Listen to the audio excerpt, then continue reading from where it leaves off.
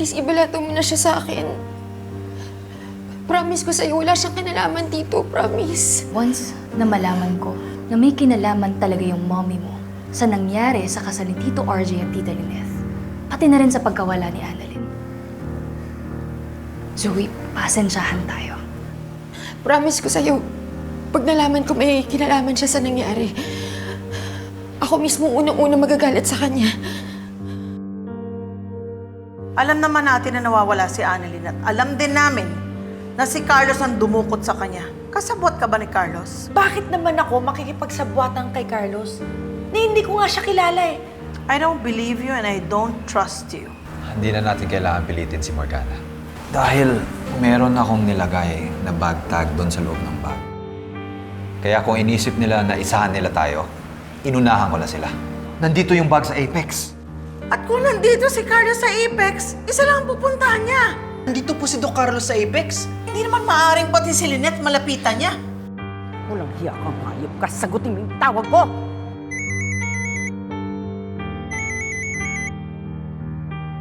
Ikaw lang palang gugulang sa akin. Kapag nakita kita, papatayin kita. Makakatulong to para sa pagpapagamot ng kapatid ko. Makakapagsimula na rin ako ng bagong buhay. Asa na ba yun? Isa ka pa, Robert. Hinding-hindi mo ako mahuhuli. Tita Morgana? I mean, Tita Moira.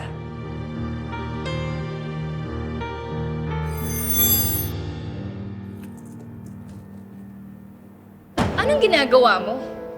Bakit parang agit ka nung nakita kita? I'm just fixing my things. Oh. Or baka naman may ginagawa ka na namang masama? Siguro secret celebration. Kasi hindi natuloy yung kasal ni Tita Lynette at ni Tito RJ. I'm sure masayang-masaya na naman ang puso mo. No.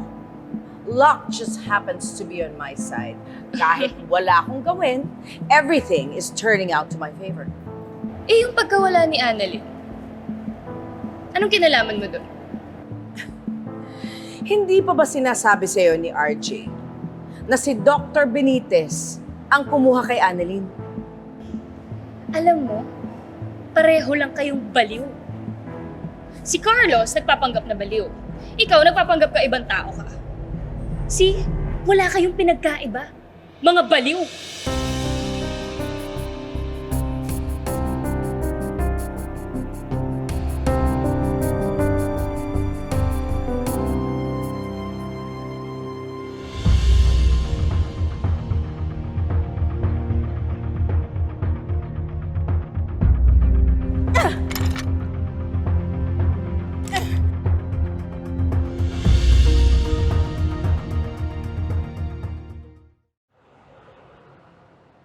Sinasabi ko na talaga yung walang yang Doc Carlos ay na may kagawa ng lahat ng ito eh. Diyosa, dahan-dahan ka lang, Diyosa. Baka mamaya magising si Lynette. Paano na si Annalyn? Baka kasi kung anong gawin ng masama ng demonyo yun sa inaanak ko eh. Ako din naman nag-aalala. Kaya ang dapat gawin natin, mag-double ingat tayo. Kasi hindi natin alam kung kailan biglang magpapakita yan si Carlos o kailan manunugod.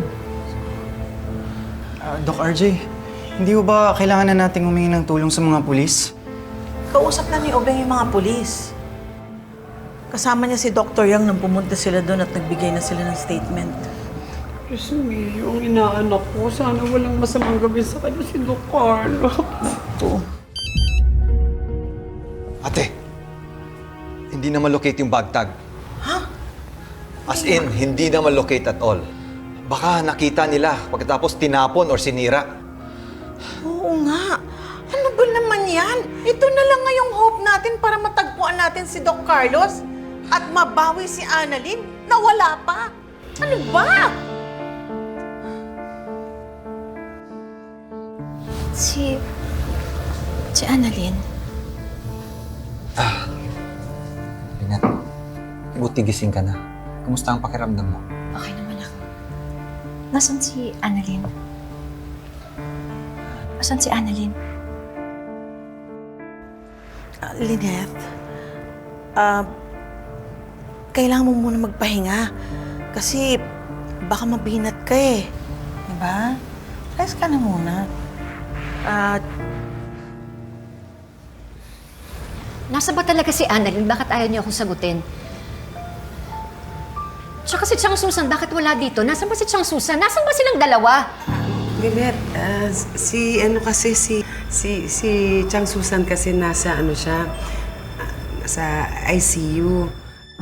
Pero wag kang mag-alala kasi bumubuti naman na yung pakiramdam niya. Kaya pwede ba magpahinga ka muna, Lynette? Please. Eh, nasaan si Annalyn?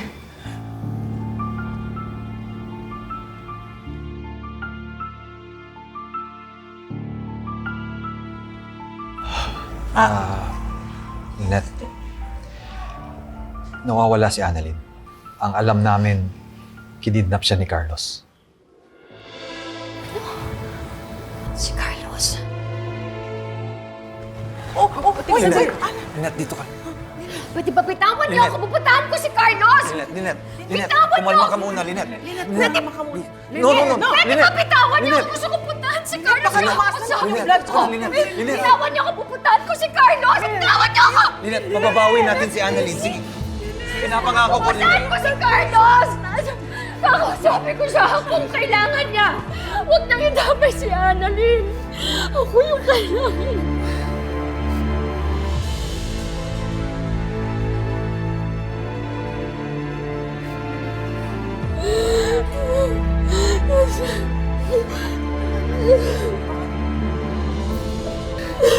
Babawi natin si Annalyn. Pinapangako.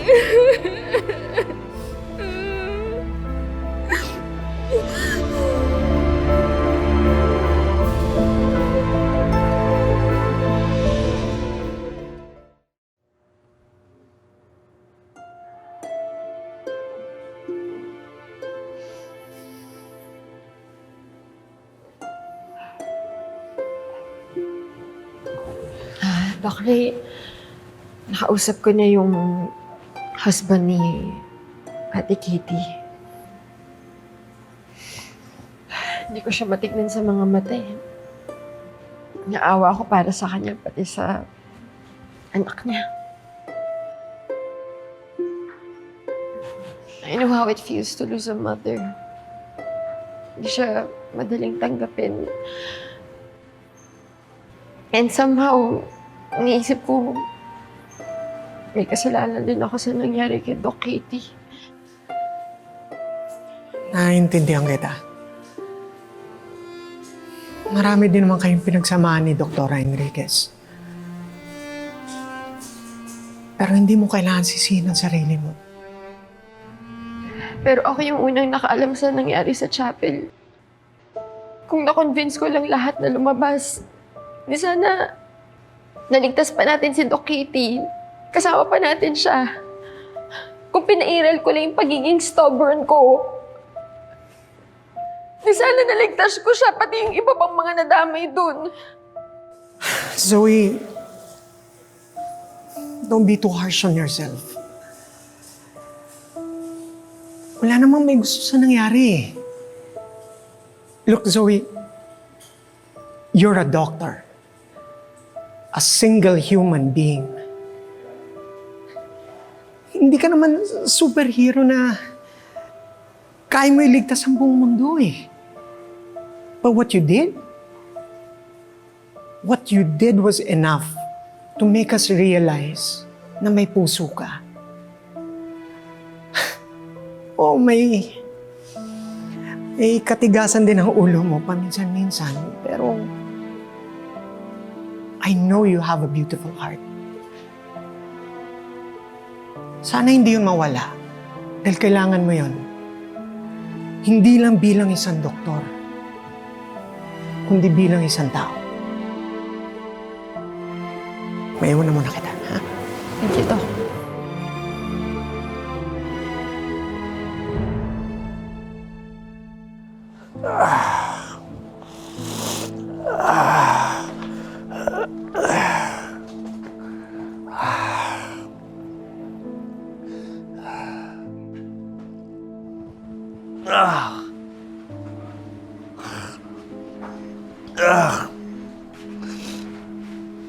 Hello.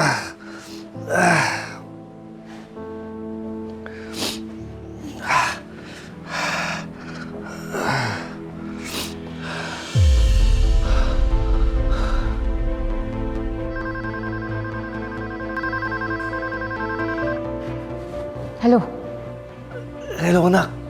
Si Carlos to. Alam ko kung bakit ka tumatawag sa akin. May kailangan ka na naman. Anak nga kita.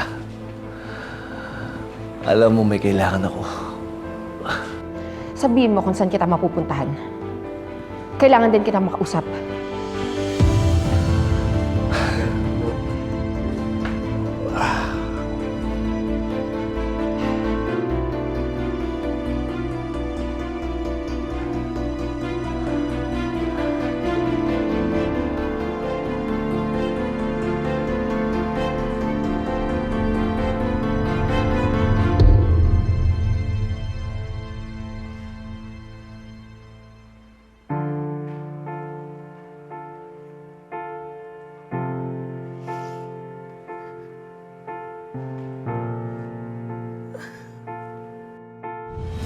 Oh my gosh. How do I look? Perfect.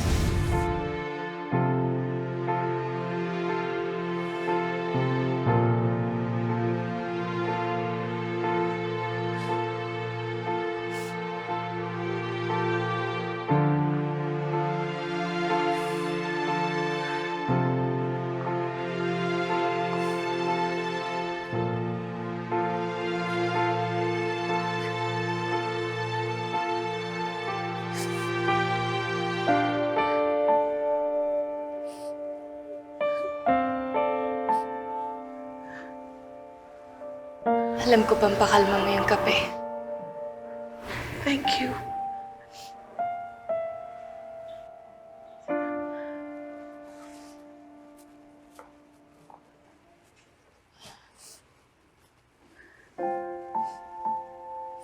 Mabutit nagising si Lynette. Kung hindi ko kakayanin kung pati sa kanya may mangyayaring masama. Kamusta na po ba si Tita Lynette ngayon? She's alright now. Medyo tumaas lang kasi yung blood pressure niya nung naging hysterical siya. When she started looking for Annalyn.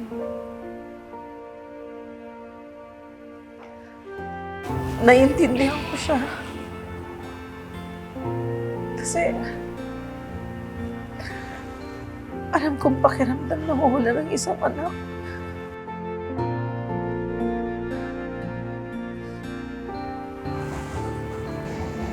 Justine, ngayon na okay na tayong dalawa.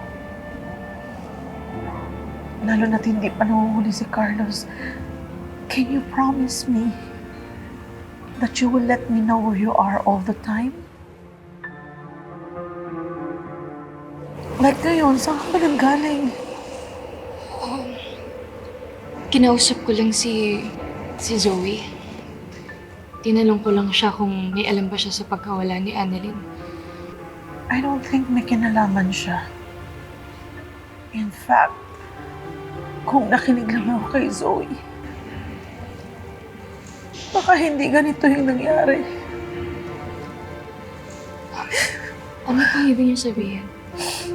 Zoe was the first one to know na merong nagtapon ng isang flammable chemical sa buong venue para sunugin yung lugar.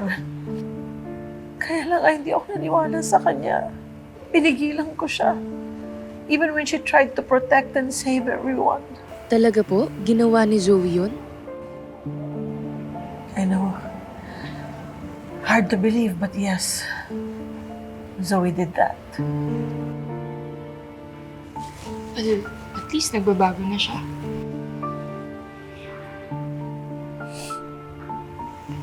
Sana lang hindi siya tumulad sa nanay niya. Lalo na't patay na si Moira.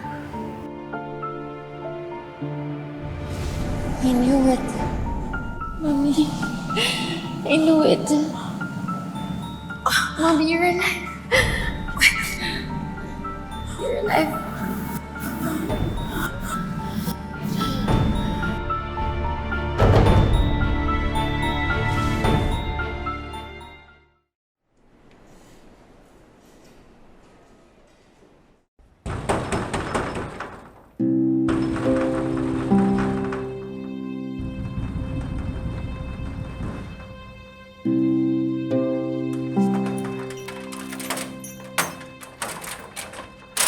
Laura.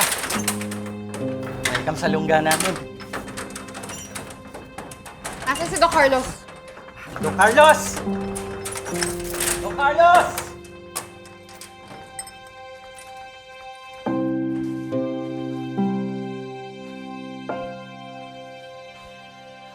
Zoe. Anong problema mo? Ikaw ang problema ko! Bakit mo kailangan sunugin yung venue? Hindi mo ba alam na nandun ako? Munti ka mamatay sa ginawa mo! Hindi ko naman alam na pupunta ka eh. Anong hindi alam? Tatay ko si Doc RJ, expected na pupunta ako doon? Ka ba nag-iisip? Palibhasa kasi sarili mo lang iniisip mo. Wala kang pakialam kung may madami na iba kahit yung sarili mong anak. Patupad lang yung mga plano mo. At masatisfy lang yung obsession mo kay Tita Lynette. Alam mo ba na namatay si Doc Enriquez dahil sa'yo? Demonyo ka! Pasensya na kayong dalawa ha. Hindi na ako nakapunta dun sa group meeting natin kagabi para sa project. Emergency lang kasi dun sa kasal. Ito ba yung pamilya nung pinopormahan mo? Oo. Eh, sa totoo nga lang, nasa ICU pa nga yung lola ni Annalyn eh. Yung kaibigan nilang doktor, sa uwi din namatay. Tapos ngayon si Annalyn, nawawala pa. Tragic naman pala nangyari dyan sa future family mo. Meron. Mali ba natin? Asama lang tayo dito eh. Tara, tara.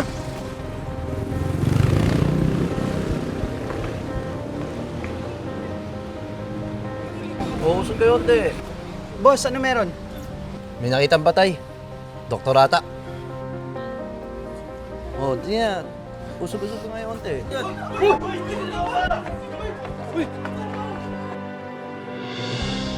Huwag mo akong pagsalita ng ganyan. Dahil tatay mo pa rin ako. Sana nga hindi na lang. Sana tinago mo na lang dahil nakakahiya ka! Ang daming nadamay dahil sa ginawa mo! You're a pathetic, selfish murderer! Makapagsalita ka, parang napakalinis mo. Nagmana ka rin sa akin. Nagmana ka sa amin ng mami mo. Kaya huwag mo sabihin na walang bahid ng dugo yung mga kamay mo. Dahil masamang tao ko rin. At least ako, pinagsisisihan ko yung ginawa ko. Hinahabol ako ng konsensya ko. Samantalang ikaw, wala kang konsensya. At pinagsisisihan ko na may tatay akong kriminal. Ah!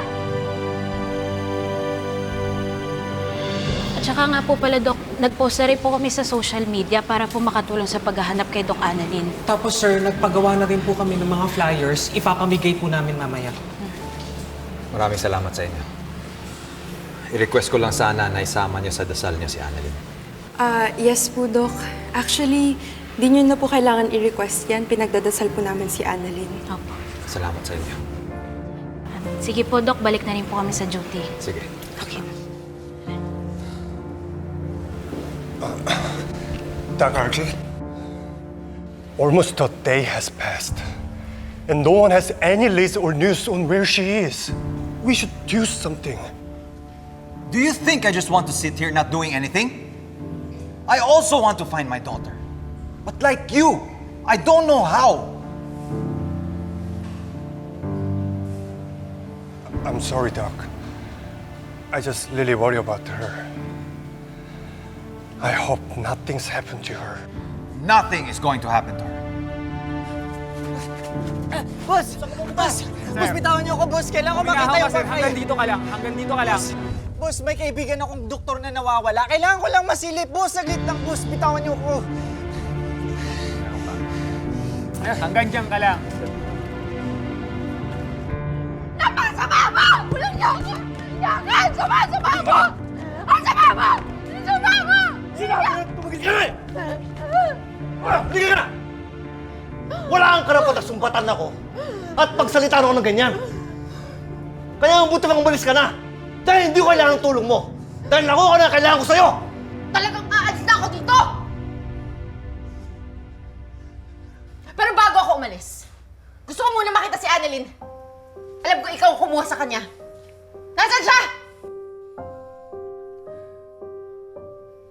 Hindi pwede. Anong hindi pwede? Nasaan siya? Gusto ko lang siya makita. Gusto ko makita kung safe siya. Kahit takpan mo na yung mukha niya, kailangan ko siya makita. Dalhin mo ako sa kanya. Imposible yan. Dahil wala naman siya dito eh. Anong wala siya dito? Saan mo siya dinala? Nasaan yung kapatid ko? Saan mo nila yung kapatid ko? Hindi mo na kailangan malaman. Baka hindi mo kayanin. Ano ginawa mo sa kanya? Sir, may nakuha po akong ebidensya. Apex Medical Center, Neurosurgery Department. Akin na. Sir, may wallet Boss. po. May ID rin.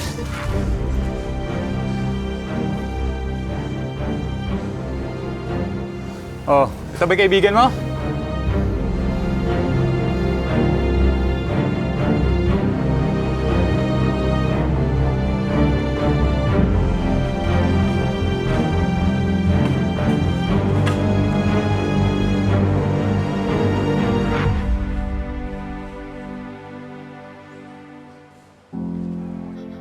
Oh my God! Oh my God! Pinatay mo si Annalyn! Pinatay mo si Annalyn! Bakit mo ginawa yun? Bakit mo siya pinatay? Wala naman siya kasalanan sa'yo! Bakit mo siya pinatay? Napakawalang yaw mo talaga! Tama na! Tama na! Napakawalang yaw! Tama na! Pinuprotektahan lang kita para hindi ka madamay sa mga nangyayari. Kaya mabuti pa umalis ka na! Dad! Dad, please. Please, gusto ko makita si Annalyn. Please, buhay man siya o hindi. Kailangan ko siya makita. Please, dalhin mo ako sa kanya. Gusto ko siya makita. Please, kailangan ko siya makita. Zoe, umalis ka na. Umalis ka na. Sige na, please. Please naman, please. Hello, Regan. Hello, Doc RJ.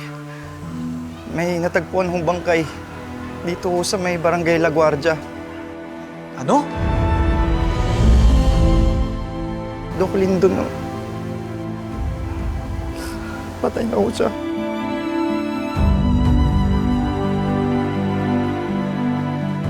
Sir, is that about Annalyn? No. It's about Doc Lyndon. He was found dead. What?